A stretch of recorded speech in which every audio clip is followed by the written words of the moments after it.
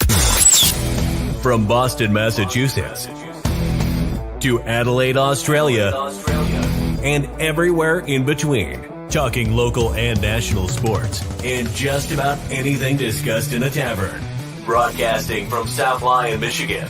Welcome to Easy Speak at Speakeasy 330 with your hosts, Rich and Tom. Whoa. What are you hiding back there? I'm all out of focus here, man. A little blurry. Yeah, just a little bit. You got something going on in the background that you don't want anybody to see? Yeah. That's a different start here. So, hey, we're back. We are back. Jasper he was there. He's a little blurry. He might have been dipping into the sauce before the show. But, Drew, what's happening, my friend? You know, not too much. Just recovering from a long work day, but excited to be back on here. Well, you're looking rather patriotic tonight. Well, yeah, I didn't know Hulk Hogan was with us tonight. Hey, brother! All right, so hey, what do you got? What do you guys got in your glasses tonight? I don't have anything tonight. I'm Damn. I'm not drinking anything tonight. All right, well, I'm gonna cheers you guys. cheers. Cheers. I'll save it for tomorrow. Sounds good. Yeah. So we got a little we got a comment already, and Already? yeah, QB1 said he's here. He's just with no voice, and he's got a lot of opinions on what we got to say tonight. So QB1, we hope you're feeling better, my friend. He also made a comment about the camera at the beginning. He said it looked like I was in the witness protection program. Yeah, it was something was being snuffed out. So Jim McMahon. There you go. We got Jim McMahon with us today. Make sure he doesn't poke himself in the eyeball with a fork while he's untying his shoe knot. Well, we're just glad he moved from his Buckeye room to his kitchen, so we don't have to stain everyone's eyes tonight during the show. Yeah, nobody's got to go through that. So let's get down to it. We got a recap of the national championship game. I mean, that's a hot topic. Georgia obviously started off the game rather slow. I think the first two drives, I think they had a net total of negative 7 yards or zero. Yeah. They were. I mean, it took them into late into the first quarter before they got their first down. Yeah, and they kind of opened the field up, opened the playbook up a little bit. Huge completion downfield. So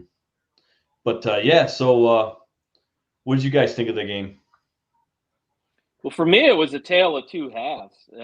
Yeah. It seemed like both teams were hitting big plays downfield, and then the defense just shut the door. Alabama had a lot of opportunity to put a good lead on Georgia early on in the game, and they just could not break into the end zone there, settling for field goals. But for me, it was just the defense just stepping up on both sides of the ball. Just the speed, it was impressive.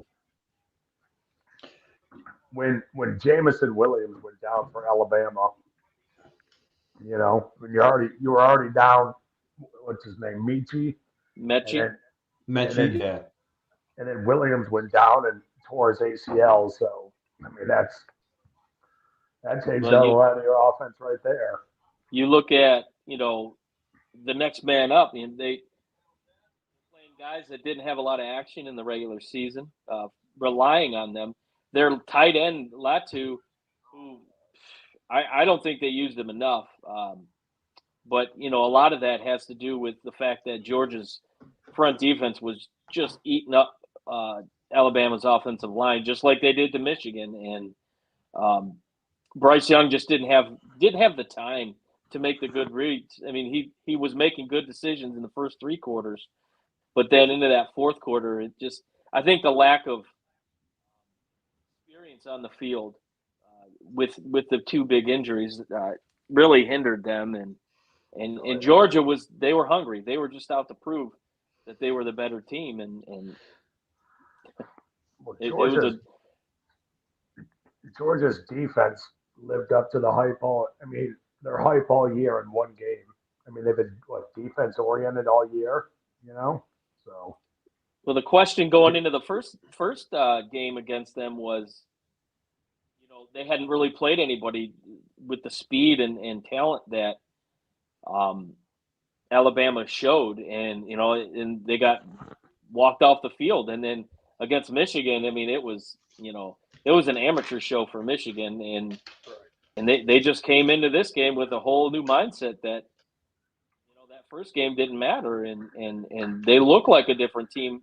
And once Stetson Bennett got going, he kind of got into a rhythm, and he hitting some big plays downfield, and next thing you know, their running game is starting to show up a little bit, and they made Nick Saban like adjustments in that halftime, and it definitely showed that Kirby Smart was he was on the sideline with Saban for many years, so he showed what he's learned from Saban through the many years, and came out just with a different mindset in that second half.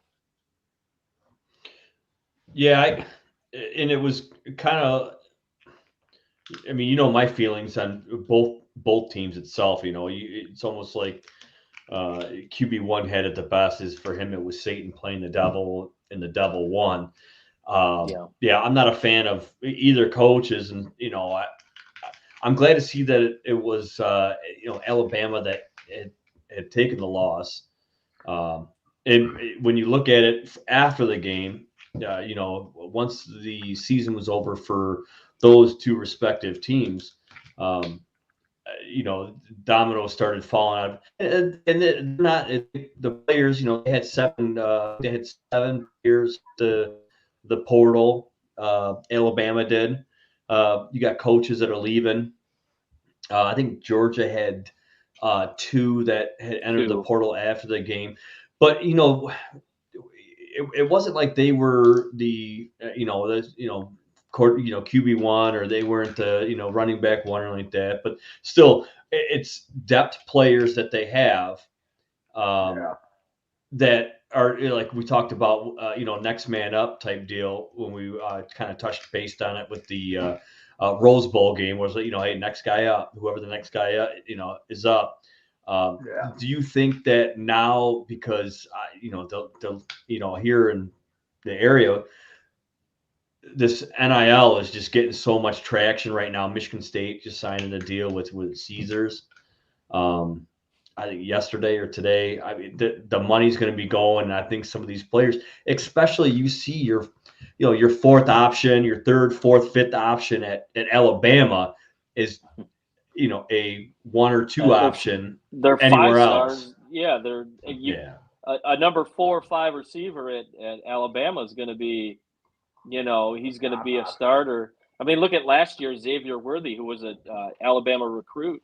He chose to come to Michigan. Ultimately, he left Michigan, but he chose to come to Michigan because he was probably going to get buried on that depth chart. So, having that, talent that deep into their depth chart, and these guys want to play, and they want to play now. They want to showcase their talents, and so that's going to open up the door for a lot of big time recruits that would normally, you might see a lot of those guys in the Big Ten coming up or whatever. But yeah, I mean, you're not going to play. And look at Brian Robinson Jr., the running back for Alabama. He was the number 4 running back when Bo Scarborough was there in 2018. And that seems like it was a millennial ago. Hell, Bo Scarborough had a cup of coffee with the Lions here, but you don't see too much loyalty anymore in college football. It's if you don't play, you're out. Alabama's tight end, that Billingsley, he's in that transfer portal. Yeah. Well, I did see Latu's going to be the one moving forward. And yeah, I mean, it's going to make recruiting really tough. And one thing that these schools are going to do, one thing Michigan's going to really have to do is really push for these kids to be marketable. And with Michigan, they don't let you use the Block M or anything like that if you want to do merchandise. So Michigan might need to look at itself and think, am I going to lose this kid to another school for the simple fact that we're not giving them the opportunity to make more money? But it's a different game. It's really tough. Yeah, and some of the things that we were talking about, pre-show and everything like that is, with the same, we can talk about the national championship game a little bit. We were talking about ratings. What do we think the viewership's going to be? Because it's been a pretty consistent 4 teams being in the national championship. We see. We'll see Bama, we'll see Clemson, we'll see Georgia's been in there a couple times. And our first thought was like, what is this? Because we were talking about the expansion of the playoff. Obviously, we know from posts that we've made this past week about that is, they couldn't come to an agreement. They still have the 2025 to make an agreement, if they are going to go down that road of the expansion. I think we were talking about it being watered down because it was the same cast of characters, same old teams in there. It really, the only, and I hate to say it, Drew, but the only really year in the last probably 4 years that there's been a national championship game where either Alabama's been featured or Clemson or like that. There's only been 1 year where it's been under 20 million. It was the Bama Ohio State year. That's when it fell below, 20 million viewers. Well, I mean, yeah, I could see that. I mean, we had a great year in that COVID shortened season, but yeah, that game got out of hand rather quickly. Well, I remember that game. How much of that is people just assumed Ohio State was going to get frog stomped by Alabama, blown out this year? I mean, look at the way that the line was moving in Vegas. It was it started out like 7 for Alabama, and then it went to about 3, and the day of the game, Georgia's favored. So I think for that reason, the competitive aspect of it, I think people were love them or hate them. I think they knew they were going to get a really, really strong competitive game and worth their time watching. So, and the numbers, what was it, 22 million? Wasn't that the number for this year's game? Yeah. It was. I mean, it's been hovered around like anywhere between like high 22, and as low as like 18.7. So, and that's, I mean, but that was one of our concerns is because, in our discussions about the expansion, some are for the expansion, some are against the expansion. Me personally, I'm more for the expansion, but I want it to be to where just the national championship game is played at the neutral site. And the other ones are played at whoever's the highest seed. And I think there's a lot of people that are in the viewer comments for this year, this week, and the previous weeks that we talked about it. They're kind of in agreements like, hey, look, you know what? Believe it or not, it's going to be a revenue generator for both schools. Yeah. But the way they have to have the wording of, okay, Michigan, is first overall and they play, a number 4 seed. Okay, well, it needs to be written in that. Okay, the playoffs are going to be the top 6, or the top 6 teams, or however they're going to do it. There's got to be some type of revenue sharing between each school because obviously this team's playing another game, and you got to kind of treat it almost as if it's a non-conference game. Like you can look at like the TV ratings and the ad gets for the game. You split that right down the middle, and I think there's ways they can figure that out. That shouldn't be a hard proposition. I've always said, I mean, I know they got the NFL playoffs. I mean, well, no, you really wouldn't.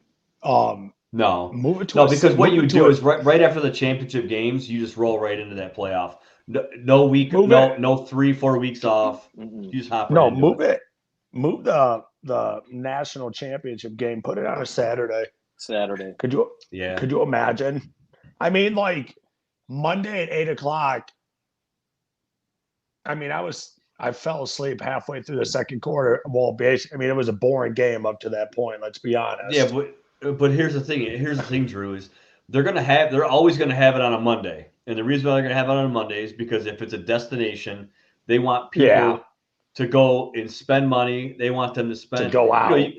Those hotels are probably 3-night minimums at however much it is. So I mean, they're doing it because they're generating revenue, just not for the schools that are partaking, but also the areas that are hosting. So yeah. Well, in those hotels are probably booked out months in advance. Well, not months in advance, I don't think, but they probably sell out quick. No, but I get it. But like, it's like, I mean, if you're a West Coast person, obviously you don't mind the game starting at 5. But the game didn't end till it was, I think it was, a little after midnight, and that's tough.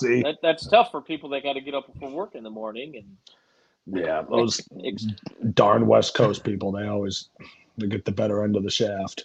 So let's talk about since we're talking about this, and it's going to be kind of funny, but how the hell did they allow that gentleman to get on national television the morning after the national championship game? He wasn't tired, folks. He was he was hammered. not.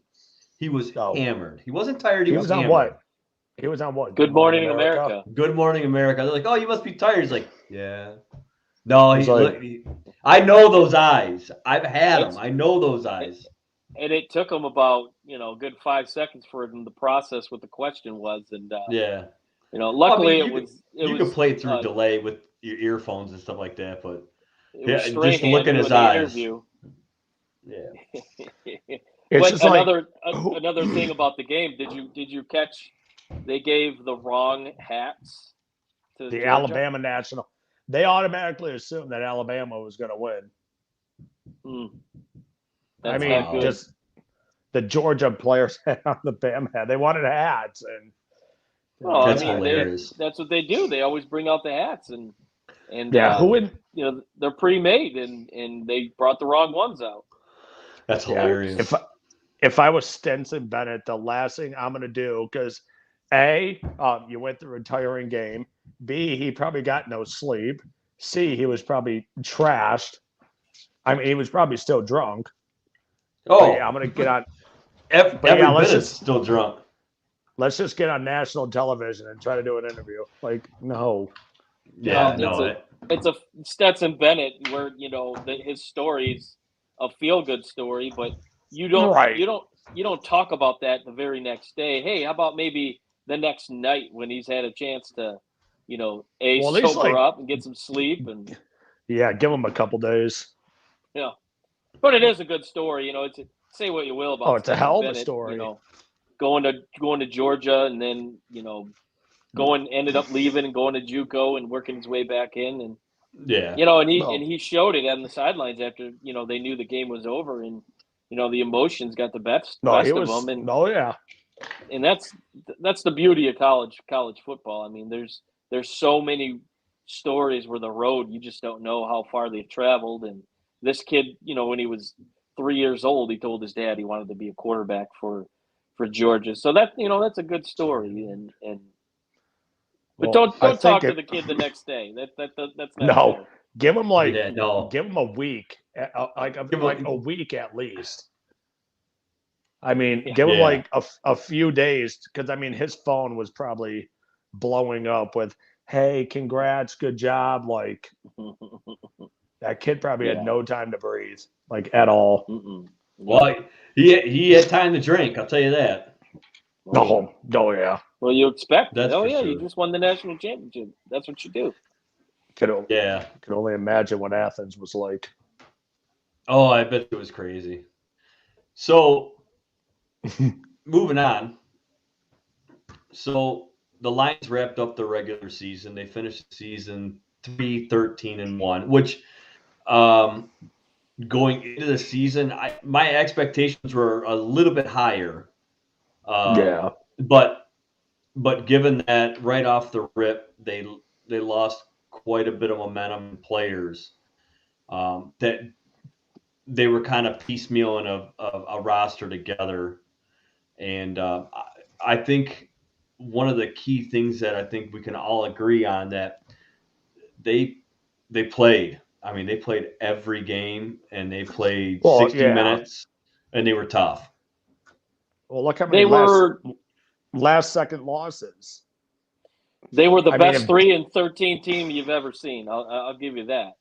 If Justin Tucker, if he misses that field goal, that's a win. Even in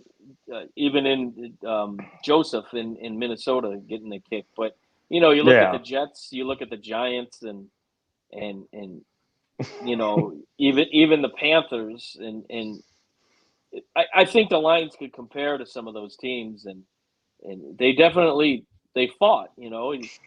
Coming into this season, you had MCDC talking about biting kneecaps. I think once halfway the season got there, I think a lot of those players took on that mentality that they were really gonna, they didn't have much of a chance to win, but they were gonna give it their all.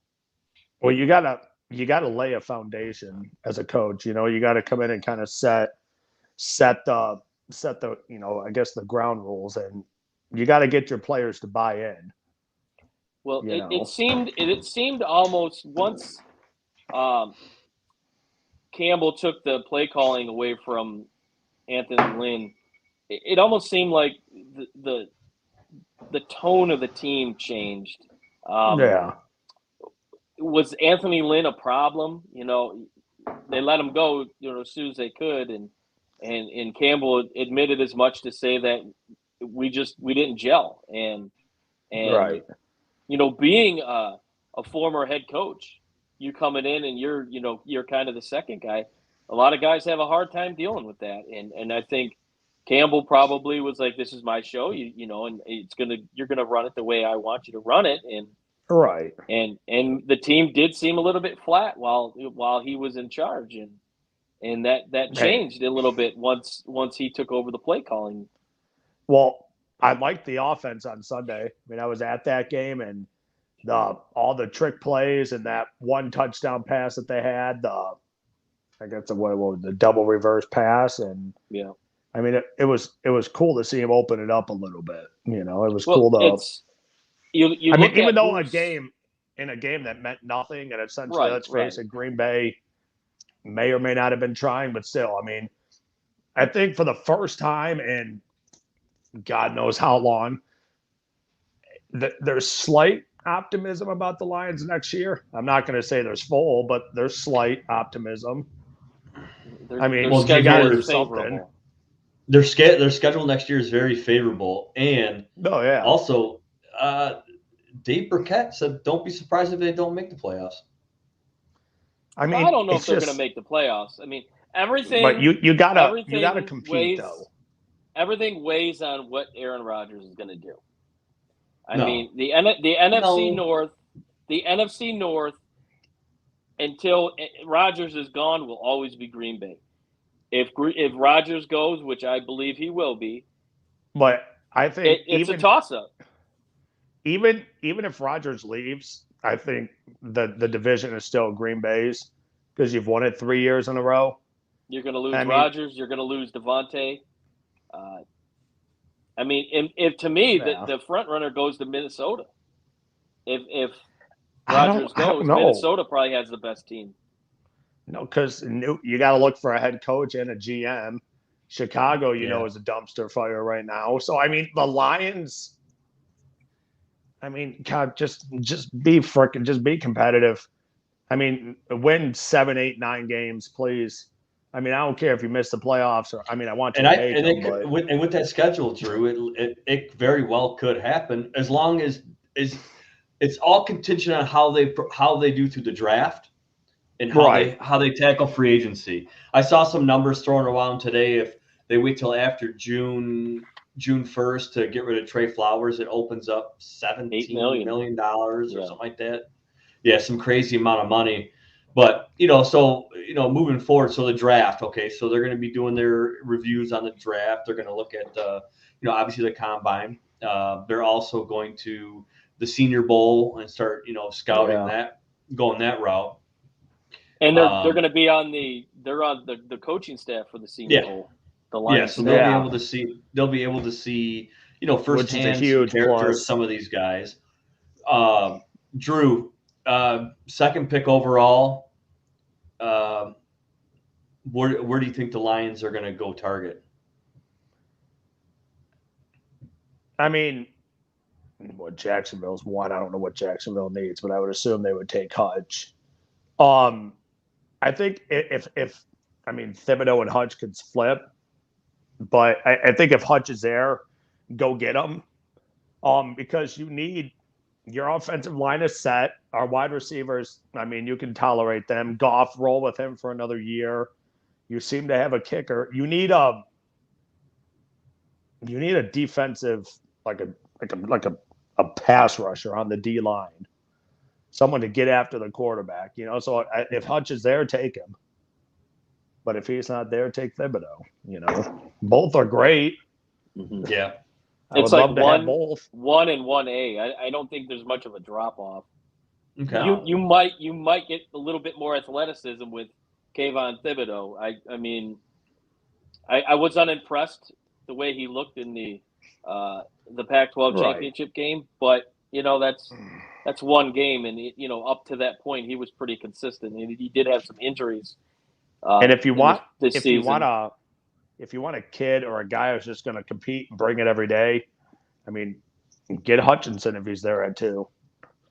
So speaking of Thibodeau, he's going to be, for those people who are watching or who are going to watch, January 30th, he's going to be in Detroit. He's going to be signing some memorabilia at one of the local establishments, Pro Sports Zone. So I know I'm going to be there. I think we've pretty much ironed it down that all three of us will be there for that day. Yeah, that'll be cool to see. That's a pretty nice get from Mr. Johnny. You the man. So this is what we have to do. So collectively as a group, between the four of us that are going, obviously the fourth guy is not on right now, but between the four of us going, we all need to get mini helmets, and then we need to get 2 of them that say first overall draft pick, and then you get another one that says second overall draft pick. We're taking a 50-50 shot on whether or not one of us is going to make some money on it, but he might be the third. I actually have an Oregon mini helmet. I think there you go. If Jacksonville's smart, they go get that offensive lineman from Alabama, the left tackle. They have to protect Trevor Lawrence. That would be the smart pick for Jacksonville. But of course, all the talking heads have Jacksonville taking Hutchinson. So. Well, really, realistically, it all depends on who ends up landing in Jacksonville. If you looked at today, Byron Leftwich, his odds got better to land that job. Bill O'Brien, I think, is going to interview that makes for sense. It. Yeah. If I'm a GM, I wouldn't want anything to do with Bill O'Brien. Did you see his little tirade leaving the game the other night? He was walking into the tunnel and the fans were yelling, "You suck!" He turned around and ran out, "You suck, motherfucker!" And he was just like, he's from everything I've heard about him, he wants total control, and he probably shouldn't have it. Hey, listen. If you were leaving work one day and somebody's yelling at you, "Hey, you fucking suck, asshole," you'd probably say the same thing. I used to get that all the time. I used to get that all the time too. But you would snap too. So come on, cut him some slack here. Well, there's a difference between Bill O'Brien's been a journeyman. He was at Penn State, and then he was coaching the Texans. He was at Alabama. He was part of Belichick's coaching tree too. Yeah. Yeah. All right. So, but Leftwich makes sense for Jacksonville. he was drafted there. He played there. He had, quite a few nice, good seasons there. And he's young. He understands today's game. He was a mobile-ish kind of a quarterback, which Trevor Lawrence is that type of quarterback. And so to me, it just makes sense. Jacksonville needs some good publicity, and bringing back the kid they drafted, it only makes sense to be their head coach, who's proven himself in Tampa Bay. He's got a Super Bowl under his belt, and he's learned for the last 2 years under the greatest quarterback, that's ever played the game with Tom Brady. So right. It makes every sense in the world to bring him in. Speaking of Houston, they fired their coach today too. Yeah, that's where Flores will end up. Yeah, after just one season. Yeah. So since we're talking about Leftwich, let's get into the super wild card weekend we got coming up here. Super wild card weekend. So we can sit here and pretty much go through and say, they're gonna win, they're gonna win, they're gonna win, they're gonna win. We do have some interesting games coming up, though. Definitely. There's some games that you could be like, all right, it could probably be a slam dunk for this team to win or this team to lose. But I think probably the game I'm really looking forward to is Buffalo and New England. I think that's probably one of my games that you see the weather for that game. I was just going to bring that up. The weather's going to be terrible. Last time they played together, last time they played in terrible weather, three passing attempts. New England tried to pass the ball 3 times. 3 times. It's supposed to be. I think it's a night game, and it's supposed to be like 5 degrees. Yeah. So God bless Saturday those night. Fans. Yeah. Let's see what the weather forecast says, if I can pull it up. I actually I made my picks. 4 degrees. 4 degrees. Yeah, 4 degrees. So we got Buffalo, New England. We got that game. We got potentially Big Ben's last game in the NFL when you got Pittsburgh lining up against Kansas City. San Francisco and Dallas. To me, that's the game of the weekend. San Francisco, Dallas. I'm looking forward to that game. I think Dallas walks all over them. Oh, no. I don't know. I just think Dallas is like sneaky hot right now, and they're at home. They're ready. They're due for a hiccup. They're very inconsistent. Yeah. I think San Francisco's hot coming into this game, and Garoppolo's got a huge chip on his shoulder. They've got lots of weapons. Their defense is probably their strong suit that doesn't get enough talk. So I agree with JP. I think if San Francisco can get out of this game healthy, it wouldn't surprise me. They can march to the NFC Championship game. I think they're rolling right now, and I trust. And just look what they did going into that game last week. And I don't know. I like the hot team coming in, and I think it's San Francisco. All right, so let's go through here. So let's go through here, and since I think the only person nobody put it on the Google Doc what their picks were going to be. Like I said, I got them in front of me. Like I said, pick the bracket. Ain't nobody stealing your picks. So let's go down the line here. I don't need a big explanation of why you think that it is or whatever. But if you got to say, if you got something to say that's going to be an advantage from one team over the next, go ahead and say it, or who's going to be the game thing. So we'll start off with Philadelphia and Tampa Bay. Philadelphia, in my personal opinion, is on an absolute tear right now. I think they're playing well. They rested their starters last week. I don't know if that's going to hinder them or if it was going to help them, but they're also playing Tampa Bay, and we all know Tampa Bay. Tampa Bay is led by the GOAT, as everybody calls him, Thomas Brady.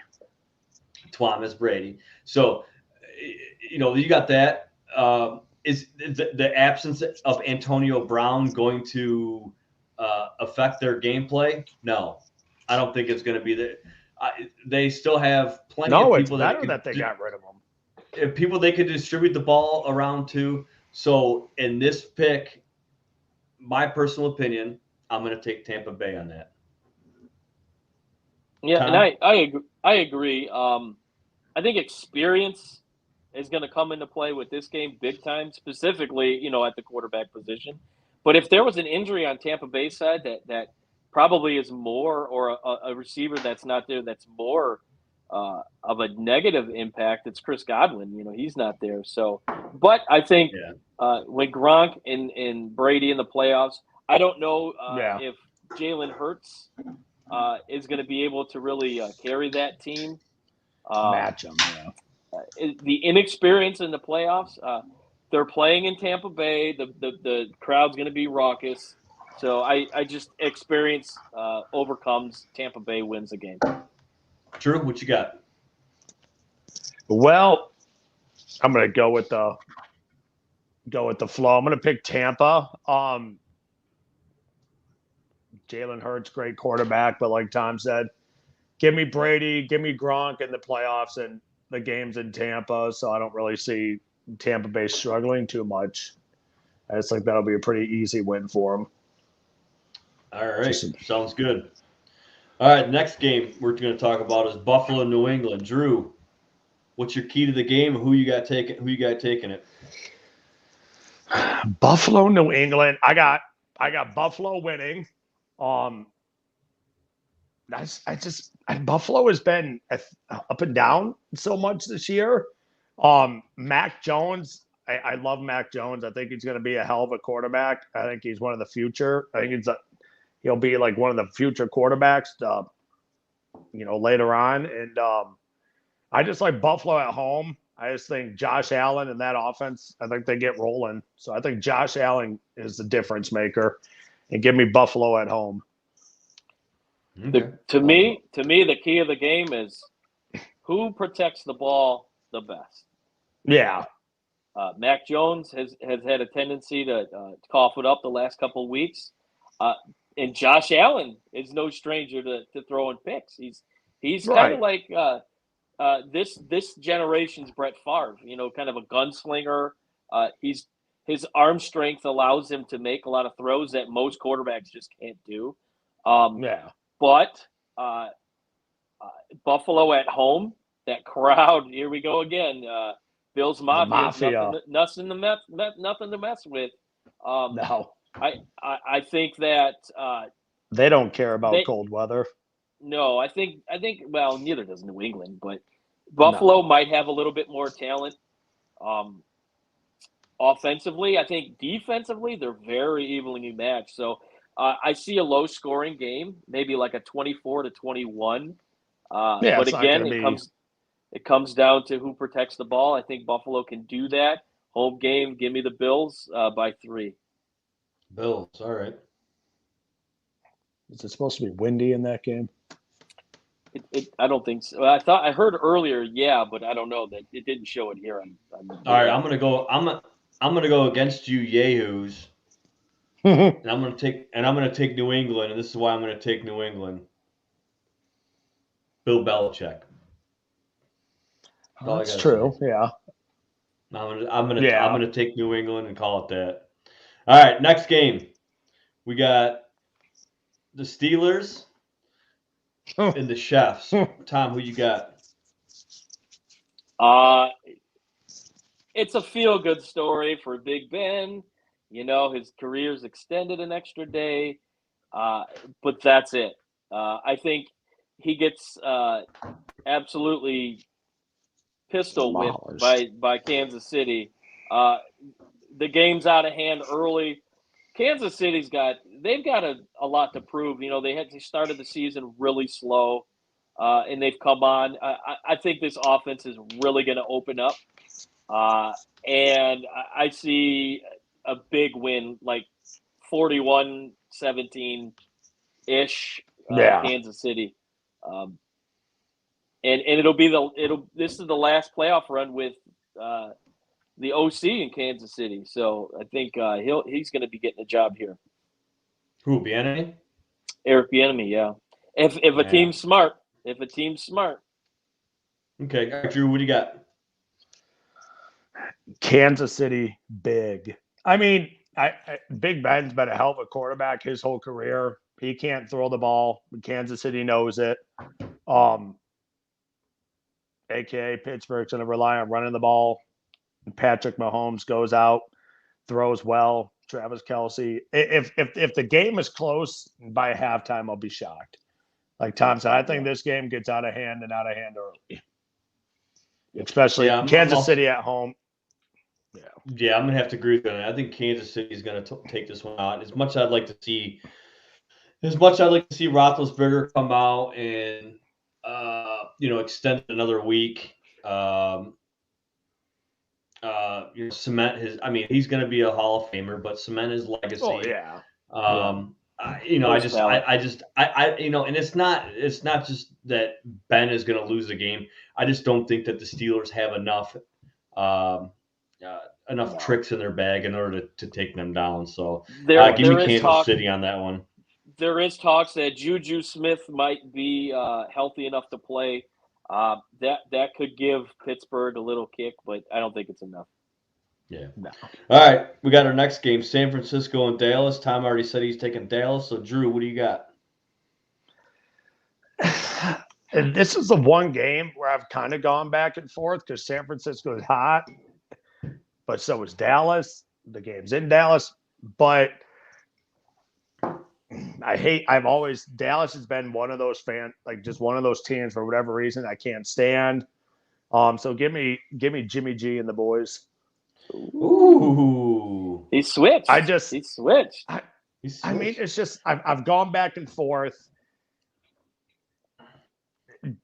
Dallas is always good for a good hiccup, especially in the playoffs. I don't know. I just think Tony Romo about that. If there's going to be an look at Drew flip flopping. Honestly, I don't know, but I just think if there's going to be an upset this weekend, this will be the game. Because I don't really see any other games this weekend where there could be an upset, really. So, yeah, I don't know. Okay, give me San Francisco. All right, Tommy. We already know your reasoning behind. You've already cemented the reason why you wanted San Francisco. So you don't need to. I already put you down for that. So the next game on the board that I got here is the Raiders. The Bengals. Tommy, who you got? I tell you what, I mean, you're looking at 10-7 teams, both great quarterbacks. Offensively, you're calling Derek Carr a great quarterback? I don't, maybe not great, but he's a solid quarterback. He's a solid option. He's definitely a great leader. He's a serviceable quarterback. I think he's a little better than serviceable, but he's kept them in games. I think Joe Burrow to Jamar Chase might go down when it's all said and done as one of the best to ever play combinations. They have a connection. Joe Burrow and Jamar Chase. All right. You're cutting out, so that's why I had to find out. I apologize. Burrow and him are very comfortable, and he kind of knows where he's at all times. Cincinnati, all year, they were consistent for the most part. Solid defense. This game's a home game, and I think that matters in the NFL. And people forget about Joe Mixon. They've got a great running game. So this game stays close, I think, 3 quarters. But for the most part, who they gonna come out in the long run? I think Cincinnati pulls it out, 27-20, late touchdown, Burrows to Jamar Chase to win the game late. What the hell is that? This is the second week in a row this guy's chimed in with that. What's he watching on YouTube? It's Russian. Borscht, get the borscht, got the borscht, you get the borscht. Sergey Ferrell. I'll have to figure that out. So in that game between the Raiders and the Bengals,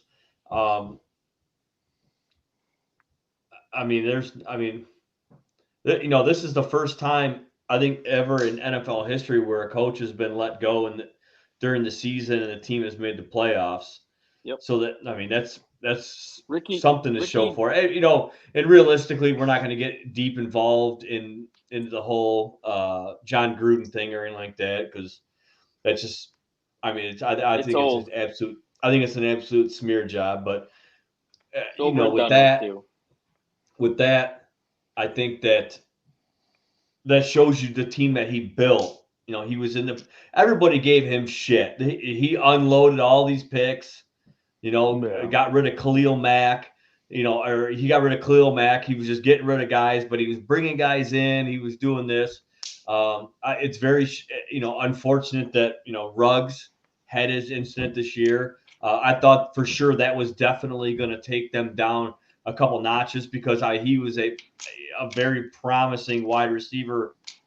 They were looked like they were pretty confident building around. But with that being said, the last couple weeks, there's nothing been hotter than Joe Burrow.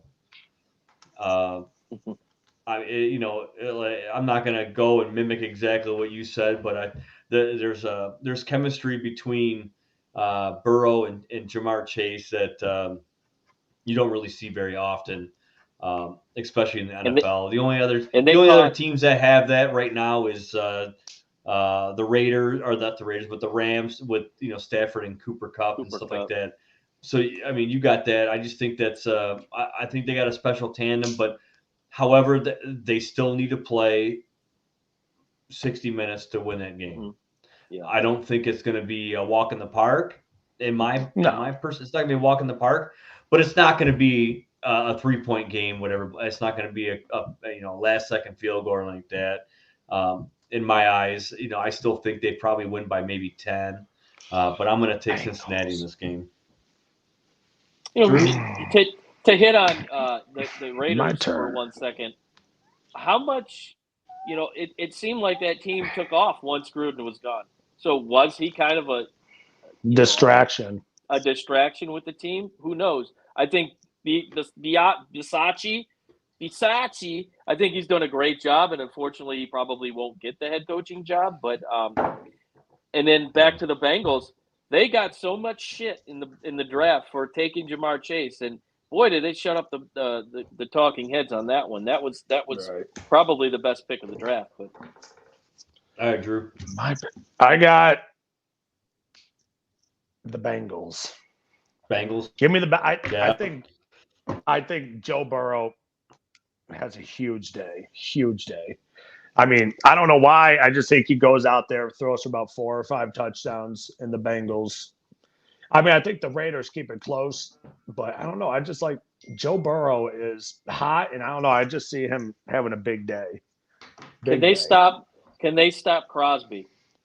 The edge rusher for Oakland.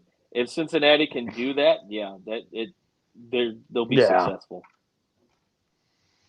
Give me the boys from Cincinnati, Ohio. All right, so we got one more. Go. Monday night. We got Kelly Stafford and the Rams versus Kyler Murray in Arizona. Cooper, 2 girls, 1 cup. So I'm going to start off first with this. Okay. As much as I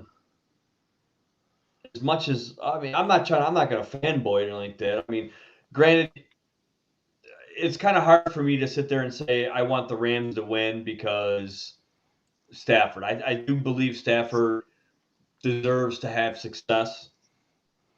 However, I don't want him to have success this year because I want a better draft pick in the first round. However, I'm going to set that aside, and we're going to go based on what it is. If Stafford can game manage and protecting the ball. I'm not talking about fumbles. I'm talking about his interception problem he's had the last couple of weeks, especially his pick 6 problems. I think if he can keep that under control, throw a clean game, complete game, and not have any hiccups. Aaron Donald, hopefully, they're going to need Aaron Donald in that front line more than anything because their secondary absolutely got wiped out last week. They're signing guys that were watching the game in the local establishment drinking a Hennessy and a Cavassier. Weddle hasn't played since 2019. I know. So, but you know what? I think he'll slot in. He'll be okay. He won't. I mean, he's probably way out of shape, but I bet you he'd go in there and help him a little bit because I don't think the defenses became too much different than what he's been used to. But then again, they need to contain Kyler Murray. Kyler Murray is a threat not only with his arm, but he's also a threat with his legs. So that's why it's very important for them to get pressure and keep them unbalanced. I do see the Rams winning this game, but it's going to be by a very slim margin. So give me the Rams. Go ahead, Drew. Well, I'm wearing his jersey. Give me the Rams. Stafford, Cooper Kupp. Rich, you hit on the interceptions. He has what, 8? Stafford has what, 8 interceptions in the last 4 games. Yeah. And but I think if you're the Rams, you went out, you got Von Miller, you got OBJ, you have probably the best receiver in the league in Cooper Kupp. I just think, and you're at home. So if you don't win now, then I mean, you're stocked up to make a Super Bowl run. The Super Bowl's in your home stadium. And they geared up for the Super Bowl run, so now it's time to go on and try and go win a stadium. Your tickets to Cardinal fans. That's what Kelly Stafford. No, so don't sell them. I got the Rams. All right, Tommy, who you got? Well, this game begins and ends with Kyler Murray. He's looked a little rough the last few weeks, and in general, the team has looked rough. So you have a coach in Kingsbury who's, say what you will, he's probably playing for his job at this point. They've been a very streaky team. They've won a few. They've lost a few. They were probably the hottest team in the first 9 weeks of the season. So if they can get Kyler Murray going, the Rams secondary is it outside of Jalen Ramsey, who's the biggest asshole in the NFL. They're no good. So in this game, I see Kyler Murray using his legs a lot. He's going to have to because Donald's going to be on him most of the game. Will the Rams be able to take a guy and spy on him? I'm not sure. I like the fact that having that ability, Kyler, the escape ability, which creates a lot of plays downfield. And on the flip side, I don't trust Stafford, and I'm not saying that because I'm not a homer, but I don't think he's the answer. And even going into this year, I didn't think he was the answer in LA. And if not for that defense, they barely make the playoffs. But comes down to trust. Who makes more mistakes right now? It's been the Rams. It's been Stafford. Kyler Murray's going to, waddle his way around on that field. I like Arizona to come up with a big upset in this game. Boo. Home field advantage doesn't mean anything in LA, and it proved it when it was like 60% 49er fans there last week, and I don't know. I like Kyler Murray's going to come out and do his thing, and they won't be able to stop him. And when they play for him to run, he's going to throw the ball downfield. I like it. I like Cardinals because why not? All right. So what are we putting on it? You want to score? No. We gonna gentleman's bet this week or what? What for the overall? The overall record? What are we gonna do? We can work that out. Yeah, we'll work it out. Maybe dinner. We'll do dinner. I'll send out a list of the. I'll send out the breakdown. I got it all written down. So I'd take you to go get we'll go to Suzanne's Bar and Grill and get a nice, good hamburger. because you know as long as Drew has an extra bandana for my head, I'd probably fit right in. I tell you what, I think if you win, Rich, I'll take you to Suzanne's Bar and Grill, and then we'll come over to the Turd Monk, and I'll buy you a beer. You know what? Good night I'll out. take that. I'll take that. Good night out. So it's going to be an exciting weekend, that's for sure. Next week, now that we really don't have much college football to talk about, really for next week, we got to see the status of Jim Harbaugh. We got to see what what he plans on doing. All They speculation signed a new is he's defensive coming. coach. Yeah, all speculation is he is coming back to the University of Michigan. So it's definitely going to be interesting in the next couple of weeks to see who lands where. You probably start seeing some coaches being announced at some of these vacancies that have come up. The only guys that you're probably not going to see move, Bieniemy. Obviously, I think after this season, the Chiefs were not very hot per se. I think that he might have lost a little bit of stock, but it's all going to be a wait and see what Leftwich does in Tampa, where he ends up landing. I see Jacksonville, and I see the Texans be very active in the interviewing process of folks. So the next Bears, should be Bears interesting. the Bears are loaded up for their interviews. I think they got like 10 guys that they're lined up. Same with Denver. F the Bears. Okay, Denver, that's yeah. all I got to say. Yeah. Mm-hmm. F the Bears. All right. So on that note, that's about all we got for this evening. So we will try to pick up again one day next week. Wednesday, Thursday. We'll figure it out. Pick a day. Anyway, anyway, on that note, everybody, I want you guys to be safe. I want you to be well, and we'll catch you next week. We'll see you Later. Bye.